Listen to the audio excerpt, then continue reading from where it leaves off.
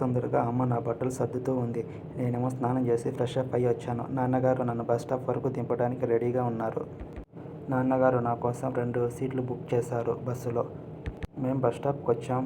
Bus రానే వచ్చింది. నాన్నగారు నా లగేజ్ అంతా సర్ది జాగ్రత్తగా కన్నా నువ్వు వెళ్ళగానే ఫోన్ చేసి చెప్పు అన్నారు. మధ్యలో ఫోన్ చేస్తూ ఉండు అని చెప్పారు. సరే నాన్న అన్నా నేను బస్సులో కూర్చున్నా. బెంగళూరు నుంచి అది బయలుదేరింది హైదరాబాద్ వైపు.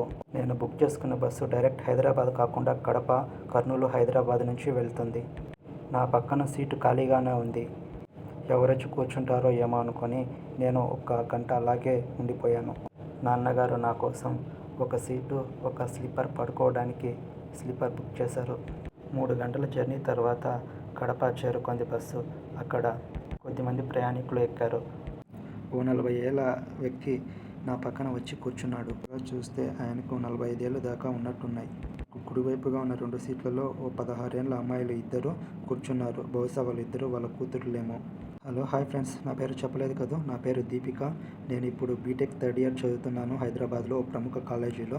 2-3 డేస్ సెలవులు ఉండడంతో నేను ఇంటికి వచ్చాను అమ్మా నాన్నని చూడటానికి. నాన్నగారు శేఖర్ ఇంజనీరింగ్ గవర్నమెంట్ ఇంజనీర్ అయిన మా అమ్మ రాధ హౌస్ వైఫ్, ఇంట్లోనే ఉంటారు. మాది చాలా రిచ్ ఫ్యామిలీ.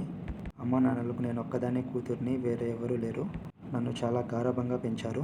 నా పక్కన కూర్చున్న అంకుల్ విండో సీటు నాది, అక్కడ నేను కూర్చుంటాను అన్నారు. సరేలేండి కూర్చోండి అని నేను ఆయనకు ఆ సీట్ ఇచ్చేశాను. ఆయన సీట్లో కూర్చున్నారు. అప్పటికే రాత్రి 10ంటికి పైనే అయ్యింది. బాగా చలి పెడుతోంది. చలికాలం కావడం వల్ల వారి పిల్లలు ఇద్దరూ ఒక షాల్ తీసుకొని కప్పుకున్నారు. చూస్తుంటే వాళ్ళు ఒక్క షాలే తెచ్చినట్టున్నారు. ఈయన దగ్గర ఏ షాలు లేదు.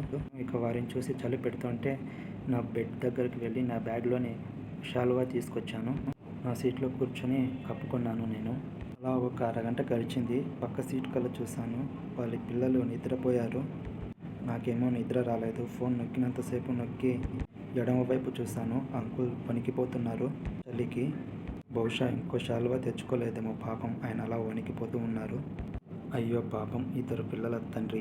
వారి కోసం వాళ్ళకిచ్చి ఈయన ఏమీ లేకుండా ఇలా వణికిపోతున్నాడు అని నాకు జాలి వేసింది.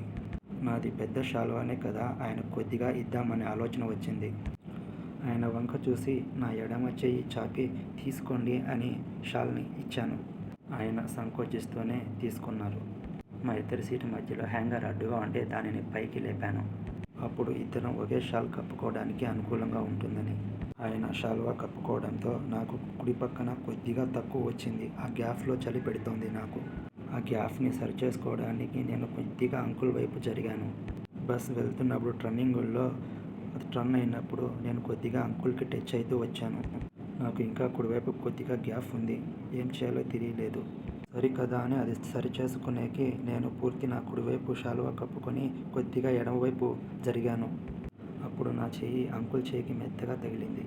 అంకుల్ గారికి ఉన్న చేతి హెయిర్ నా చేయికి తగలడంతో నాలో ఒక్కసారిగా ఏదో తెలియని హాయి అనిపించింది. చాలా హాయిగా అనిపించింది. ఇప్పుడు అంకుల్కి పూర్తి ఆనుకున్నాను.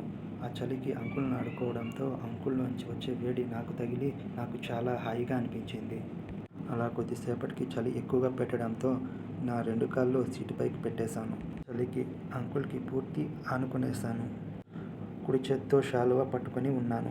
ఇక ఎడమ చేయి ఎక్కడ పెట్టాలో తెలియక అంకుల్ తొడ మీద వేశాను. ఇక అంకుల్ గారి కుడి చేయి కూడా ఎక్కడ పెట్టుకోవాలో తెలియక ఆయన తొడ మీద పెట్టుకున్నారు. చలి ఇంకాస్త ఎక్కువైంది. ఆ చలికి ఆయన చెయ్యి వేడిగా ఉండడంతో ఆయన చేతి మీద నా చేతిని వేశాను. ఆ చలికి ఆయన చేతులు వణుకుతుండడంతో అప్రయత్నంగా ఒకరి చేయి ఒకరు పట్టుకున్నాం గట్టిగా. ప్రయత్నంలో ఆ చలికి ఇద్దరం ఒకరి చేతిని ఒకరం గట్టిగా పట్టుకొని వదిలి మరీ గట్టిగా పట్టుకుంటూ చేశాం. నాకైతే చాలా హాయిగా అనిపించింది. అలా అంకుల్ చేయి గట్టిగా పట్టుకున్న నేను అంకుల్ మీద ఒరిగి అలాగే పడుకున్నాను.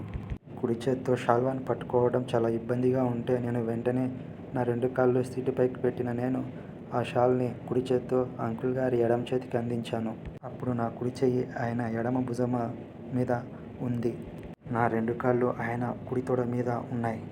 నా చెయ్యి విడిపించుకొని ఆయన నా నడుం నుంచి తన వైపు గట్టిగా లాక్కొని హగ్ చేసుకున్నాడు. నేను హగ్ చేసుకున్నాను గట్టిగా. అప్పుడు శాల్వా మొత్తం మమ్మల్ని ఇద్దరిని కవర్ చేసింది. ఆ చలికి ఇద్దరి శరీరాలు వేడిగా ఒకటవడంతో చాలా హాయిగా ఉంది. ఓకే ఫ్రెండ్స్, మిగిలింది పార్ట్ 2లో చెప్తాను. ప్లీజ్ సబ్స్క్రైబ్ చేయండి, షేర్ చేయండి. అలాగే ఇది నేను ఎక్కడి నుంచి తీసుకోలేదు స్టోరీ. ఇది నేను నా సొంత కంటెంట్. మీకు మంచి మంచి సొంత కంటెంట్లతో మిమ్మల్ని ఎంటర్టైన్ చేస్తాను ఫ్రెండ్స్. మీరు చేయాల్సిందల్లా లైక్ అండ్ షేర్ చేసి నాకు సపోర్ట్ చేయండి ఫ్రెండ్స్. మీకు కొత్త కొత్త కథలన్నీ నేను అందిస్తాను. అందులోనూ చాలా వరకు నా సొంత అనుభవాలే మీకు చెప్తాను. చాలా ఇంట్రెస్టింగ్గా ఉంటాయి. మీరు ఇవి విని కాస్త సంతోషించండి. ఓకే ఫ్రెండ్స్, ఇక మనం పార్ట్ 2లో కలుసుకుందాం. అంతవరకు bye bye. Happy journey. Bye friends, bye.